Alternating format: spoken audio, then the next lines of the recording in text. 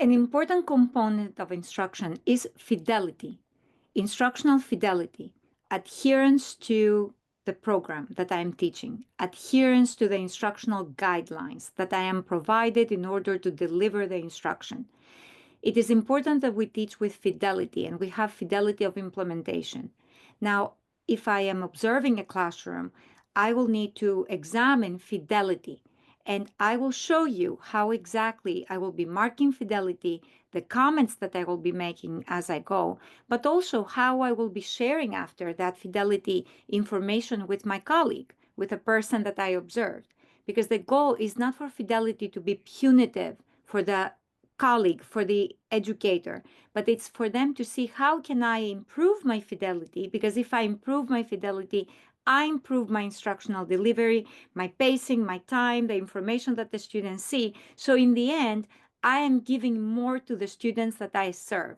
So it is not fidelity just for fidelity purposes. I am collecting fidelity, but I'm informing my colleague at the school level.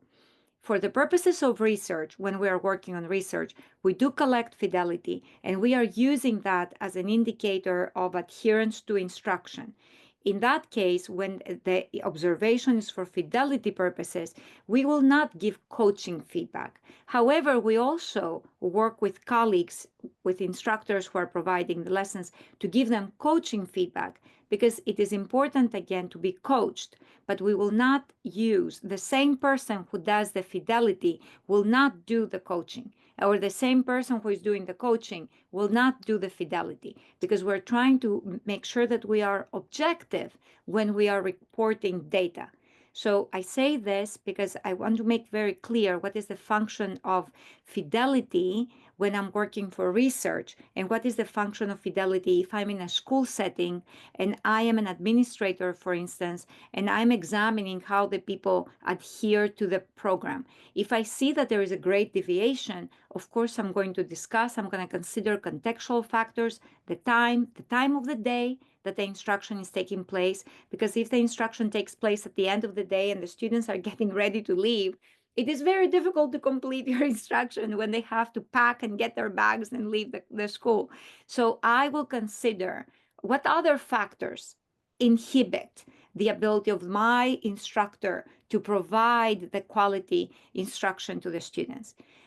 Otherwise, I will also meet and I will share the comments so that my goal will be continuous improvement. That is always the goal.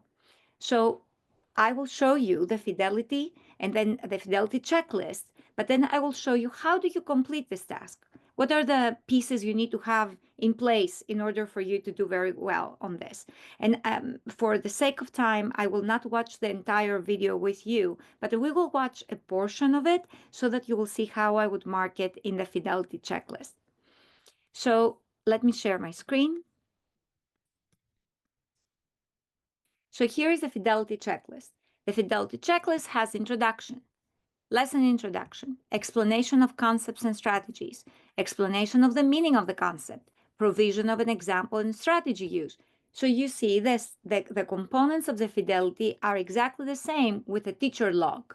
What is it that the teacher will be checking daily to make sure that they completed the parts of the lesson? So when I will be checking for fidelity and I am observing at the classroom, of course, I will have the fidelity checklist, but then next to this, I will also have my lessons. So I know the lesson so that I can tell if something was done as expected or not. So I need to have my manual, in other words, in order to check fidelity, so that I can see if the language is the same, or if there is delay, or if there is an issue of time, or there is off tasks behavior, or what is it that is happening. Because again, my goal is not to be punitive when I'm giving the feedback to my colleague and their percent of fidelity.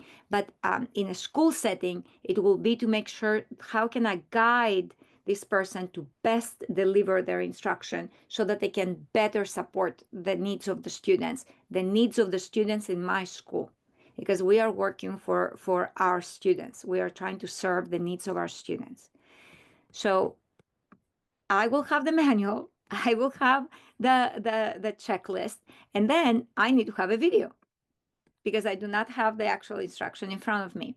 So here we have one of our instructors, one of our colleagues who participated in our project, who worked with us in our project. So we will watch Kate as she delivers her instruction. And as I'm watching her, I will minimize the windows, but I will also be looking into the manual. It's nothing, I want to make clear that I'm not looking word for word, right? Of course, she's reading it word for word because she's adhering to Fidelity. But I also look at, does she bring the lesson to life, or is she just reading the words? Because we are not reading the manual to the students, we are teaching the students. So of course I want her to teach with fidelity and to follow the guidelines of the manual.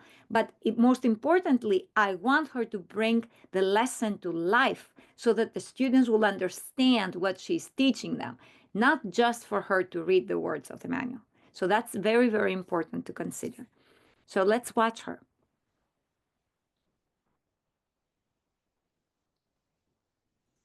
Right.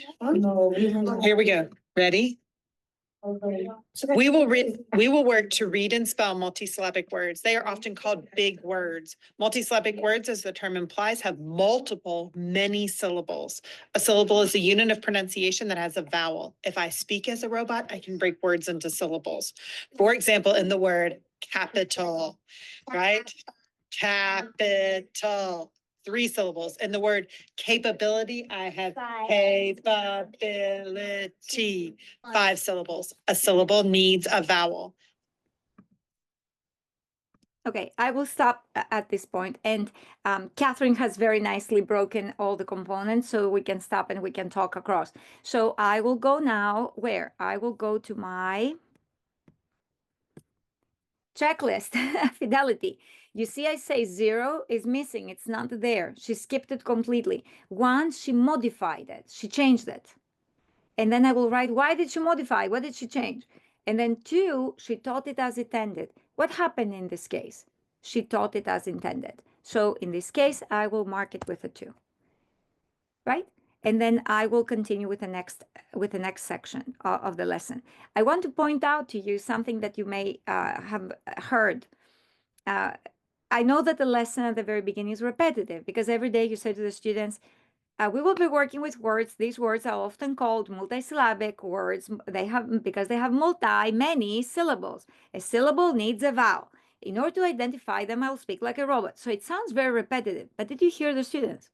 The students were adding into the sentences. They were participating. They knew what was coming, and that builds them confidence, soothes them, makes them feel that they know what is coming, what is happening. And that's why it's important that the language stays the same, that we don't keep on changing the language every day. The language of delivery, of instructional delivery, will remain the same. And the benefits are, first, the students know what is coming. The students also can participate. They will be following along. And third, you are teaching considering the time that you have to teach the lesson. So you will by doing that, you will finish your lesson because the goal is to finish the lesson and support the needs of the student. And then finally, we have examined the time that it takes for each one of the components to be taught. So it's not possible that something that we have tested again and again that it takes 1 minute, that it will take 3 minutes. If it takes 3 minutes, there is an off-task performance or behavior taking place there. Okay. So let me continue sharing. And now I'm going to the second part, which is explanation of concepts and strategies provided. So again, I will go to her video and let's watch the video. Vowel. Today, we will work with combinations of the 6 syllable types and how to read 2 syllable words. Remember, big words consist of smaller parts called syllables. If we know how to read and spell those syllables, we can read and spell multisyllabic words. We have learned the 6 syllable types. Today, we will work with combinations of all syllable types, and we will be flexible in their application. Remember, a syllable needs a vowel. Good job. We worked with... Very good. Now, I'm going to go back. We worked with open syllable. I will go very quickly back to my explanation of the meaning of the concept. Very well. Did she do this part? Yes, she did. Now she will be providing an example and she will show how the strategy is used. So I will not, for the sake of time, I will not be watching the entire video with you. However, what I wanted to point out is that as I am observing the classroom and I see how a teacher is teaching the lesson, I need to have the lesson in front of me to know what the lesson is. And then if a teacher deviates from the lesson and does something else and modifies it, then I will score it with a 1. And then I will write what was the reason for the modification. In this case, fortunately or unfortunately, Kate didn't really um, modify anything. And I can show you the completed fidelity that we have, because we collected for the sake of training as well us. So we do have her fidelity. She completed all the components, and then we have comments of why it was a 2. There was clear voice, great expression, excellent pacing, excellent example of meaningful, quick review. She has all the words pre-written, so it was very helpful for her pacing. So she had them written in a little whiteboard like this instead of writing them at the moment. Meaning what? She had pre-planned, and that is the goal again, to make sure that you spend time to pre-plan for your lesson. Again, no need to use little cards, no need to write and laminate and do any of this work, but do make sure that you have read and planned ahead of time for the lesson, because that is going to help your pacing. Most importantly, it will help your instructional delivery. And by helping your instructional delivery, you are supporting the needs of the students. So that is why it's so important that you plan ahead of time. It is not that you plan ahead of time just to teach the lesson and to deliver the lesson. You're doing this to better support the needs of the students you serve, so the students will do better. So that is the real goal for this. So that is the fidelity of implementation. That is how you will be completing it. And this example of the fidelity checklist that is completed, as well as the video, will be available for you so that you can also have a chance to go through this and see it as a whole. See the lesson and then see your scores as well. But this is an exemplar, we will call it an exemplar fidelity lesson.